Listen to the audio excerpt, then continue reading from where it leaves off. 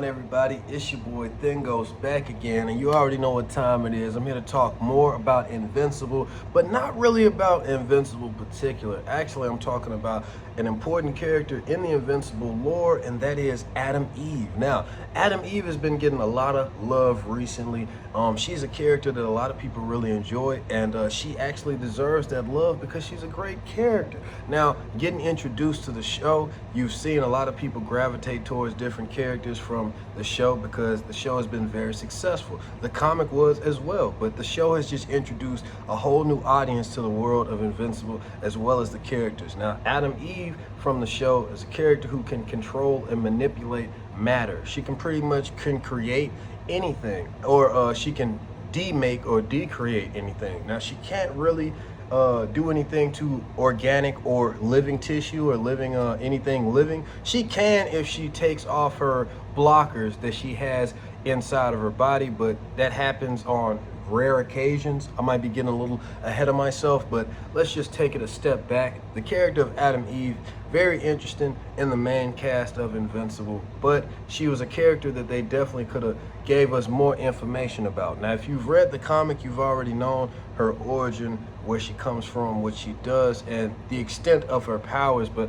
I feel like they didn't really properly convey that in the show. So what they did was they decided to give us an entire episode, kind of like a mini movie dedicated to her backstory, her origin. Now, I've actually read the comic book special dedicated to Adam Eve. It's a 2 comic book special that gives us the origin and the backstory, detailing everything that she went through that made her the hero that she is today. It's a very exciting read. I recommend that you check it out. I actually have a video that I will link to in this one that goes into detail and breaks it down. I read through the entire comic with you guys and just go over it. Very fun time, really enjoyed that video. But the animated episode that they dedicated to her is based off of this comic. It pretty much adapts it one-to-one. That's one thing that I really did enjoy about this cartoon rendition, how they did the origin of Adam Eve. They actually adapted the comic book one-to-one. I really loved how they did it because I liked how they did her origin in the comic book. So I was paying attention to how they brought certain characters to life. Brandy Worth, Erickson, Eve herself, hell, her parents. I just wanted to see how they adapted her origin story and made it all come together. For the most part, I feel like they did an excellent job in explaining how she got her powers, her mother, Brandy Worth, how they covered her birth, how she discovered her powers and everything. I feel like for the most part, everything was done well. And I really enjoyed the fight scene at the end of the episode where she had to go against all of the failed phases that Erickson and the other scientists proceeded to try to create when they actually lost her and the scientist that helped make her a success, Brandy Worth.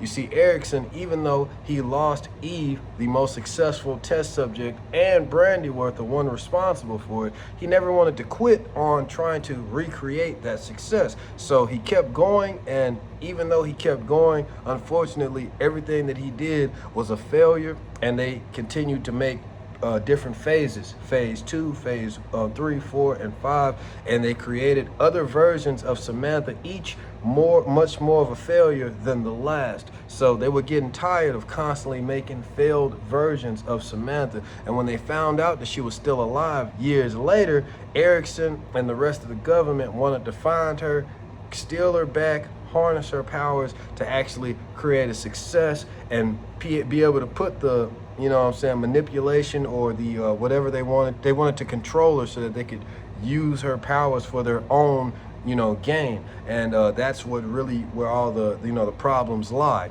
It wasn't a problem to create something like Samantha. It was a problem because once they created her, they was going to try to control her and use her to their own selfish purposes. So that's why Brandy Worth didn't want to be a part of the whole creation of her anyway. He started to see her more for what she actually was, a child, a baby, not just an experiment to be created and used. So that's why he wanted to distance himself from the project, but also make sure that he got Samantha away from the experiment, from the government as well, and that she had a normal life. So you actually see in the episode that he gets Samantha's mom and he actually goes away with her to a regular hospital where he tries to help her out with the birth of Samantha. But then when she's born, which isn't a normal birth by any stretch, he actually gets her and switches her out with another baby so that she can go with a normal family and grow up and have a normal life. But despite his efforts of watching her at a distance and seeing how she grew up and making sure she was safe and trying not to use her powers so that, you know, she wouldn't get the attention of the government and they could find her and do whatever, you know, eventually a girl like that with powers that strong, of course, you know, at some point she's going to play around. She's going to want to know what it is. She's going to use it. And when she learns that she has powers like that, she's not going to stop wanting to know what it is. She's going to keep using it. And the more she uses it, the more she's going to attract the attention of the government. And of course, they're going to come and they're going to try to take those powers back and lead to all the trouble that comes with stuff like that. So that's the whole setup for the episode and for her backstory. And like I said, I feel like they adapted it all very well. I enjoyed what I saw. There's a little bit of inconsistencies when it comes to Eve's powers. Now, for me, it doesn't bother me as much. You know what I'm saying? I'm the type of guy that can just kind of fill in the blanks. I mean, I watch a lot of anime. One of my favorite animes is Jujutsu Kaisen, Bleach. And let me tell you something, both of those animes, the creators don't really take that much time to explain what you're seeing on screen. They'll show you a lot of cool shit, but it's kind of really up to you to figure out what's going on. You know what I'm saying? You kind of got to fill in the blanks yourself. You know what I mean? Like, a lot of other people, they have problems with like power scaling and the inconsistencies of characters and stuff like that. I know a lot of guys that are also fans of Invincible, where we have these debates and discussions quite a bit, where they don't really like how Invincible might be displayed weaker on the show than he is in the comic, or vice versa. And it's some stuff going on like that in this animated short. You know what I'm saying? You have Eve, who just got her powers, you know what I'm saying, out of nowhere, just doing all this elite crazy shit in this fight scene against the other phases at the end of the episode, using her powers like she's had them for years, and she just knows all the intricacies and all the tricks, like she's just been in some kind of,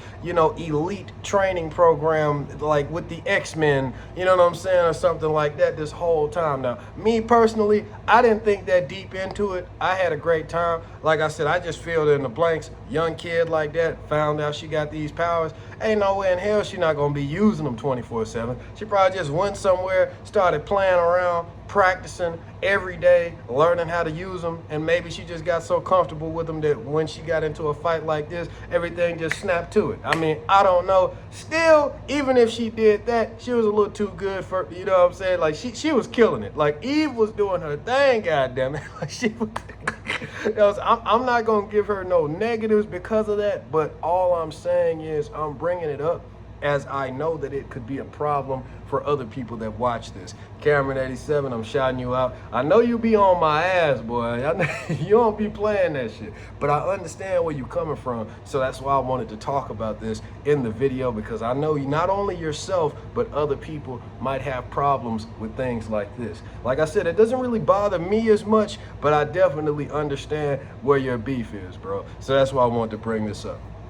But yeah, overall, I really enjoyed the fight scene and just like the dynamic between her and the other phases. It was they had that emotional stuff up in there where, you know, phase one was pretty much explaining to her how him and the other phases feel about how they constantly get told about how weak and how much not perfect they are, and they constantly hear about how perfect she is, and they were pretty much fighting her until they died because they can't even stay out of their test tubes for too long. So the fight was on a timer the whole time, even though the fight was epic and there was just a lot going on.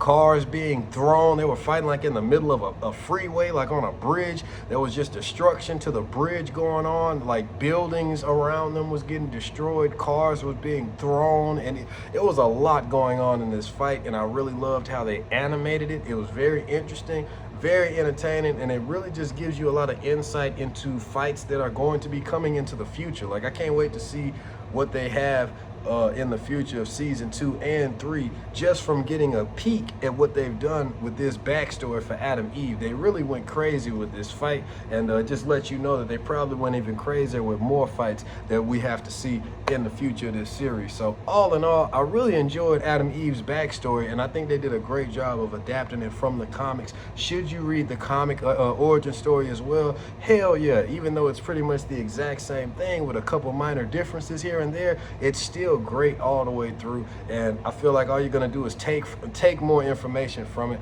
You're not gonna lose anything, so you might as well read it, you know what I mean? I'll have the link to that other breakdown I did of the comic in this video. Let me know what you thought about the the backstory that they did in this cartoon. I enjoyed it. I'll probably give it like a 7.5, 8 out of 10. Really was a good watch, and seeing more about Adam Eve and her character really opens the door to, will they make more hour shorts about the other characters? Will we get a backstory for Rex Splode? Will we get one for other characters they introduce, like Brit or Astounding Wolfman or Tech Jacket? You know, characters that I mentioned before.